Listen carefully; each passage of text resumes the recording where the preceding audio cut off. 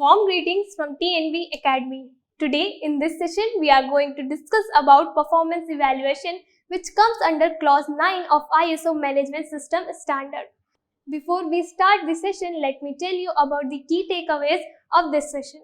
At the end of this session, you will be able to understand what is performance evaluation, monitoring, measurement, analysis and evaluation, internal audit, management review, importance of performance evaluation. So let's start our discussion and talk about what is performance evaluation. Clause 9 of ISO Management System Standard is an dedicated clause for performance evaluation that defines the requirements to evaluate the performance of the management system processes to ensure their smooth functioning. It is very critical for an organization to identify how, when and where certain processes are to be monitored, measured, analyzed and evaluated in order to check if they meet the predefined requirements and meet the requirements of the standard. It is also important to check the effectiveness of the management system to ensure that the objectives are being met. This can be achieved by the putting in place an effective measurement, monitoring, analysis and evaluation method, internal audit and management review system.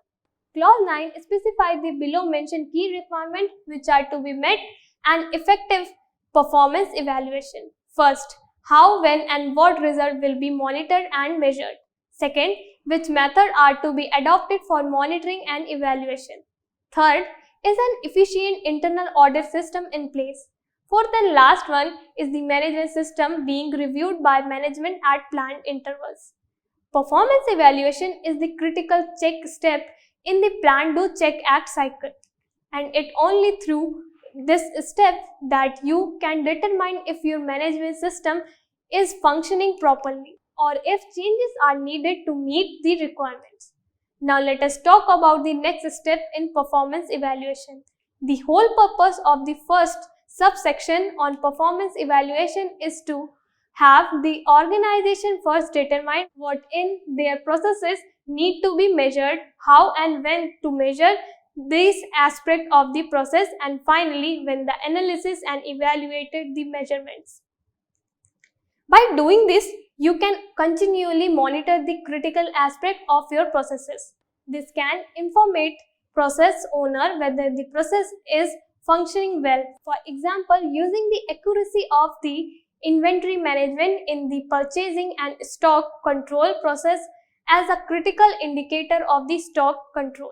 Analysis and evaluation of the data collected are critical to making sure the processes are functioning as per the requirements.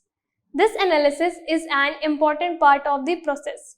If it is not, then you are just collecting data for no reason, which is an expense that will do no good for your management system standard in place. The organization should determine what needs to be monitored and measured.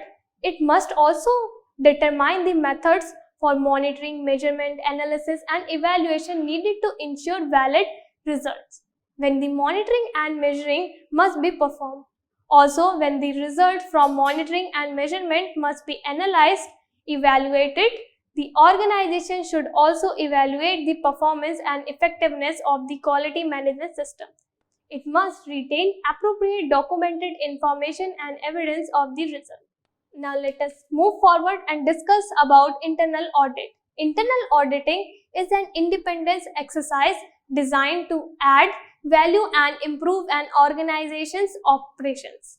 An organization can evaluate it and improve the effectiveness of its management system by conducting internal audit following a systematic and disciplined approach. It is an effective tool to evaluate if the system in place in the organization are meeting the requirements of its own management system. ISO Management System Customer and Regulatory Requirements. ISO Management System clearly defines internal audit requirements, where these audits should be planned at defined frequency, carried out by independent and trained internal auditor and recorded.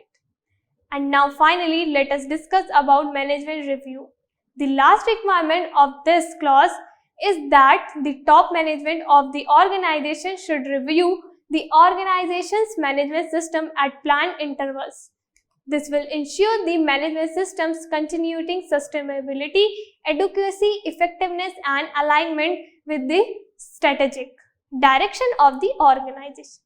The management should review various aspects of the management system using inputs like the status of action of last management review, change in context, adequacy of resources, risk and opportunities, qualities, improvement, quality, performance and effectiveness, etc.